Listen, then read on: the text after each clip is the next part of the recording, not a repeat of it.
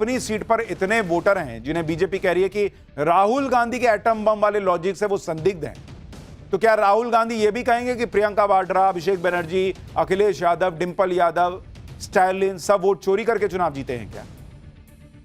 यानी राहुल गांधी के वोट चोरी वाले आरोपों के चक्कर में प्रियंका वाड्रा से लेकर अखिलेश यादव, डिंपल यादव, अभिषेक बनर्जी सबकी जीत जो है वो आरोपों में फंस गई।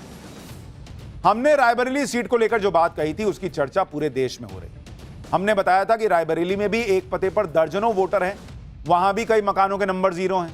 इस खुलासे से देश की राजनीति में हड़कंप मचा हुआ है। सुनिए बीजेपी क्या कह रही है। डुप्लीकेट वोट का देखिए आप, रायबरेली नाम तो सुना होगा आपने, राहुल जी ने भी सुना होगा। रायबरेली में मोहम्मद कैफ खान,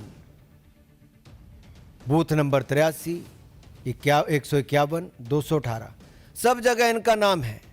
नाम सेम है, बस बाप का नाम भी सेम है, लेकिन वोट 3 पोलिंग बूथों पे बना हुआ है, 83, 151, 218 में। 47 वोटर आईडी हाउस नंबर 189 के पोलिंग बूथ 131 पर रजिस्टर हुए हैं। ये रायबरेली में हुए हैं जो 47 वोटर आईडी। मोहम्मद इस्लाम है, मोहम्मद इरफान है, मोहम्मद कासिम है, फिर साफिया मोहम्मद कासिम है, फ़करून निहा है, मोहम्मद कबीर है, श्रीमती फरीदा बानो है, शकील अंसारी है, मोहम्मद अयूब है, सबनम है। ये सारे नाम रायबरेली के हैं। राहुल जी को कभी ये नाम नहीं दिखे, सोनिया जी को कभी ये नाम नहीं दिखे। यानी नरेंद्र मोदी को घेरने के चक्कर में खुद कांग्रेस और इंडी गठबंधन की छीछालेदर हो रही। खुद इनके बड़े नेताओं की सीटों पर वोटर लिस्ट की पोल खुल रही है जो राहुल गांधी के एटम बम वाले खुलासे से जोड़कर बताई जा रही है। खुद इनकी जीत पर सवाल उठने लगे। इतना ही नहीं, इसी में कांग्रेस का पुराना इतिहास भी खुल गया। बाबा साहब अंबेडकर की बात होने लगी कि कैसे उस समय वोट रिजेक्ट करवाकर अंबेडकर को चुनाव हरवाया गया था क्या। इसके आरोप कांग्रेस और कम्युनिस्टों पर लगते थे। आपको इसका इतिहास भी बताता हूं। 1952 में हुए पहले लोकसभा चुनाव में डॉक्टर भीमराव अंबेडकर उत्तर मुंबई सीट से कैंडिडेट थे। अंबेडकर के खिलाफ कांग्रेस ने अंबेडकर के ही पूर्व पीए NS काजरोलकर को टिकट दिया। रिकॉर्ड्स के मुताबिक इस चुनाव में 74,333 वोट खारिज हुए। 74,000 से ज्यादा वोट खारिज हुए, जबकि अंबेडकर मात्र 14,561 वोट से चुनाव हारे। अब आप देख रहे हैं 74,000 वोट खारिज हो गया। हार और जीत का मार्जिन कितना? 14,000 वोट, 14,500। अगर वो 74,000 वोट खारिज नहीं होते तो क्या अंबेडकर जीत गए होते? काजरोलकर को 1,38,137 वोट मिले, जबकि बाबा साहब अंबेडकर को 1,23,576 वोट।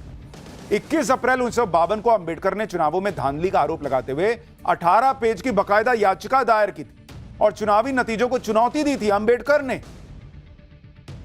अब ये सब इतिहास के पन्ने खुल रहे हैं कि भाई वो भी वोट चोरी थी क्या। कांग्रेस का ये हिस्ट्री का चैप्टर खुला तो बात सोनिया गांधी के पहली बार वोटर बनने तक पहुंच गई। ऐसा दावा किया जाता है कि भारत की नागरिकता लेने से पहले ही सोनिया गांधी का नाम वोटर लिस्ट में शामिल कर लिया गया था। इसके बारे में प्रसार भारती के चीफ रहे सूर्य प्रकाश ने मई 1999 में लिखे एक आर्टिकल में बड़ा दावा किया था। इस आर्टिकल के मुताबिक पहली बार सोनिया गांधी का नाम 1980 में वोटर लिस्ट में आया, जबकि सोनिया गांधी को भारत की नागरिकता 1983 में मिली। जिस वक्त सोनिया गांधी का नाम वोटर लिस्ट में शामिल हुआ उस वक्त वो इटली की नागरिक। 1980 में गांधी परिवार एक सफदरजंग रोड में रहता था, जो तत्कालीन प्रधानमंत्री इंदिरा गांधी का सरकारी आवास था।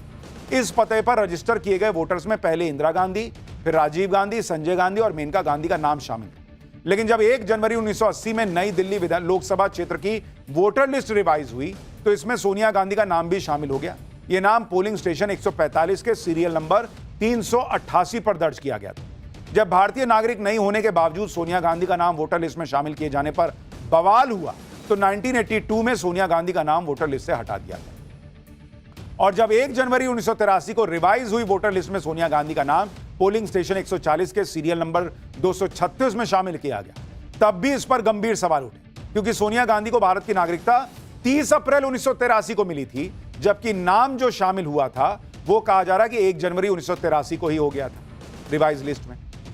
यानी दावा है कि दो बार सोनिया गांधी का नाम भारत का नागरिक होने की शर्त को अनदेखा करते हुए वोटर लिस्ट में शामिल किया था। सोनिया गांधी की नागरिकता को लेकर सवाल इसलिए भी उठे क्योंकि पूर्व पीएम राजीव गांधी से शादी के 15 साल बाद सोनिया गांधी ने भारत की नागरिकता ली। कांग्रेस के इस इतिहास की आज चर्चा हो रही है। उधर राहुल गांधी के दावे एक के बाद एक एक्सपोज होते जा रहे हैं। राहुल गांधी ने एक दावा यह भी किया था कि शाम 5 बजे के बाद अचानक वोटिंग बढ़ जाती। महाराष्ट्र विधानसभा में ऐसा ही हुआ था कि चुनाव आयोग ने 5 बजे के बाद अचानक मनमाने ढंग से वोटिंग परसेंटेज बढ़ा दी। लेकिन आज बीजेपी ने वो फैक्ट रख दिए जिससे राहुल गांधी के दावे पर सवाल उठ गए। आपको इसके बारे में भी बताता हूं। अगर आप देखेंगे कि जो राहुल गांधी कह रहे हैं और जो फैक्ट्स दिख रहा है उसमें कितना कनेक्शन है, तो अगर आप देखेंगे महाराष्ट्र चुनाव जो विधानसभा का चुनाव है, और ये आपको बता रहा हूं 2024 का 2024 का जो महाराष्ट्र में विधानसभा चुनाव हुआ, शाम 5 बजे तक कितने वोट पड़ रहे थे boss? On an average 58 lakh vote प्रति घंटे पड़ रहे थे शाम 5 बजे तक। ठीक है, 5 बजे के बाद कितने वोट पड़े भाई? सोचिए, राहुल गांधी कह रहे हैं कि मैसिव जंप आ गया। 32.5 लाख वोट प्रति घंटे पड़े। यानी 5 बजे के बाद वोटिंग स्पीड कम हो गई। उससे पहले हर घंटे ऑलमोस्ट 58 लाख वोट पर घंटे पड़ रहे थे। 5 बजे के बाद 32.5 लाख रह गया। तो राहुल गांधी जो दावा करते हैं ये उसके उलट है। और राहुल गांधी बार बार यही बात दोहराते हैं कि महाराष्ट्र में मनमाने तरीके से वोटर लिस्ट में मतदाताओं को जोड़ा गया, धांधली हुई है। अब उनके जो नाम मनमाने ढंग से जोड़ने की बात है उसकी सच्चाई भी आपको बताता हूं। जैसे अगर आप देखेंगे महाराष्ट्र चुनाव की जब बात करता हूं उसमें कितने वोटर जुड़े, अगर आप देखेंगे उसका हिसाब भी देख लीजिए। महाराष्ट्र चुनाव का, विधानसभा चुनाव का आपको बता रहा हूं। साल 2004 में कितने वोटर जुड़े, कितने बढ़े? 4.7% वोटर बढ़े। ठीक है, 2004 में। ये आपको महाराष्ट्र का बता रहा हूं। विधानसभा में किसकी सरकार बनी ये भी देखते जाइए। सरकार किसकी बनी आपको ये भी याद रहेगा, यूपीए की। ठीक है, साल 2009 में महाराष्ट्र के अंदर कितने वोटर बढ़े? फिर 4.1% बढ़े, यानी पिछले बार से कम। सरकार किसकी बनी? यूपीए की बनी। ठीक है, 2014 में महाराष्ट्र में कितने वोटर बढ़े? 3.4% बढ़े। साल 2019 में कितने बढ़े? 1.3% बढ़े। साल 2024 में कितने बढ़े? 4.4% बढ़े। और हमने पाठशाला में सबसे पहले राहुल गांधी के कर्नाटक वाले वोटर लिस्ट वाले दावे को भी एक्सपोज किया। अब महाराष्ट्र को लेकर राहुल के दावे भी एक्सपोज हो रहे हैं कि भाई जो ऑन एन एवरेज रहता है 4 से 5% के बीच, वही हिसाब है।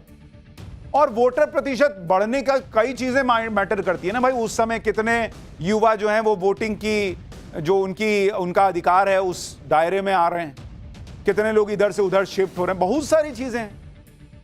ऐसा तो नहीं है कि भाई 4% 3% बढ़ता था और 50% बढ़ गया। यानी राहुल गांधी के दावों की पोल खुलती चली जा रही।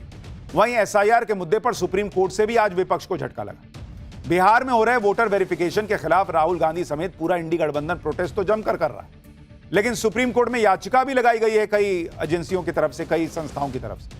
पर आज सुप्रीम कोर्ट ने एसआईआर के मुद्दे पर वो कह दिया जो इंडी गठबंधन के लिए झटके से कम नहीं। सुप्रीम कोर्ट ने एसआईआर को वोटर फ्रेंडली बताते हुए कहा कि चुनाव आयोग ने वेरिफिकेशन के लिए 11 में से सिर्फ कोई एक डॉक्यूमेंट मांगा है, जबकि पहले छोटे से वोटर रिवीजन में 7 डॉक्यूमेंट मांग लिए जाते थे। मांगे जा रहे डॉक्यूमेंट की लिस्ट सरकारी विभागों के फीडबैक के बाद बनाई गई है, जिससे ज्यादा से ज्यादा लोगों के पास डॉक्यूमेंट की उपलब्धता हो। एसआईआर की प्रक्रिया में डॉक्यूमेंट बढ़ाने का मकसद ज्यादा से ज्यादा मतदाताओं को वोटर लिस्ट में बनाए रखना है। एसआईआर वोटर फ्रेंडली है, यह सुप्रीम कोर्ट कह रहा है। मतदाताओं को बाहर निकालने के लिए नहीं है।